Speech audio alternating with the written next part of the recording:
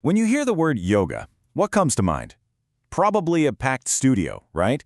Complicated stretches. But what if I told you that all of that, the physical stuff, is just one tiny piece of a massive, ancient system? A system designed to help us understand our own minds. Okay, let's really get into this. We all know these feelings, right? Anxiety, that knot in your stomach, that mental loop about the future. And then there's tension, that very real physical tightness in your shoulders, your neck. Now, they definitely feel connected, but what's so fascinating is that yoga's ancient texts draw a really clear line between them. One is in the mind, the other is in the body. And the whole system of yoga, well, it has tools for both. So, is that it? Is yoga just a fancy way to manage stress and get a bit more flexible? The classical text would say, no way. That's barely scratching the surface. The real practice is a journey inward. So to really get what's going on, we have to look past the yoga mat. We need to see what this practice was actually designed for in the first place. Here's the big takeaway, right here. At its absolute core, yoga isn't an exercise routine. It's a full-blown blueprint for understanding the weird, wonderful patterns of your own mind. It's a practical guide for navigating the ups and downs of life with way more clarity and, purpose.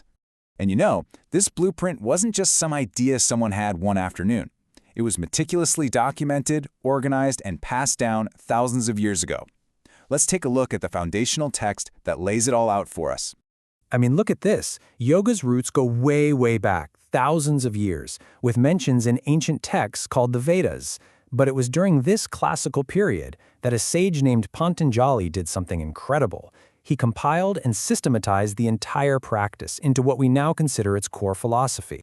And the text he created is called the Yoga Sutras.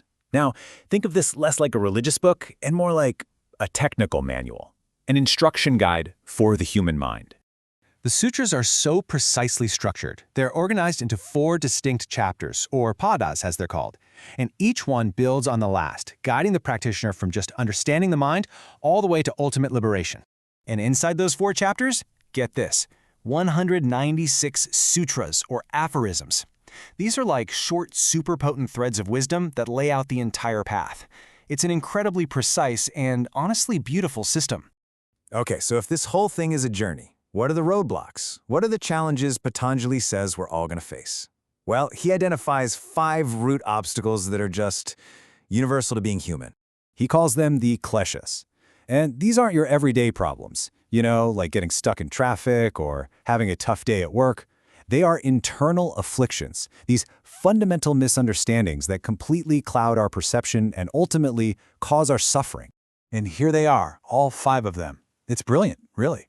It all starts with avidya, which is basically ignorance, just not seeing things as they really are. From that one mistake flows asmita, the ego, where we mistake our temporary self, our job, our name for our true nature. And that leads directly to raga and dvesha, this endless, exhausting cycle of chasing pleasant things and running away from unpleasant things. And all of that is built on abhinivesha, that deep, instinctual fear of death, that clinging to life no matter what. Patanjali says basically all of our struggles come from these 5 things. Okay, so that sounds a little intense, right? But here's the good news. The Yoga Sutras don't just point out all our problems and leave us hanging. Nope, they provide a full toolkit for working through them. One of the very first tools is diet, because yoga sees food as fuel not just for the body but for the mind. So you have sattvic foods, like fresh fruits and veggies, which are thought to promote clarity. Then you've got rajasic foods, like coffee or super spicy stuff, that create agitation. And finally, tamasic foods, like meat or stale food, which are believed to create dullness or inertia. The whole idea is to lean towards a sattvic diet to help create a calm, clear mind. Next up is pranayama, or breath work. This is huge.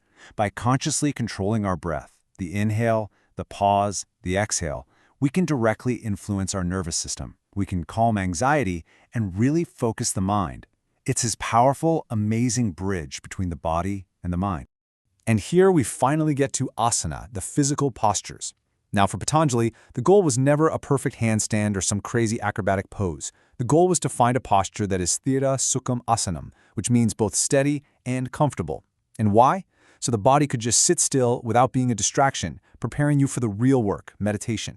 So, we've identified the obstacles, we've explored the tools, but Where is this entire journey actually leading? What's the final destination on Patanjali's map? The ultimate goal is a state called samadhi. It's described as a state of pure consciousness, this profound meditative absorption where the sense of a separate me, the one who is observing or thinking or meditating, it just starts to dissolve into the experience itself. And get this, even within this ultimate state, Patanjali outlines different levels. First, there's Samprajnata Samadhi, or Samadhi with seed, where your deep focus still relies on a single object or an idea. But the final stage is Asamprajnata Samadhi, seedless Samadhi.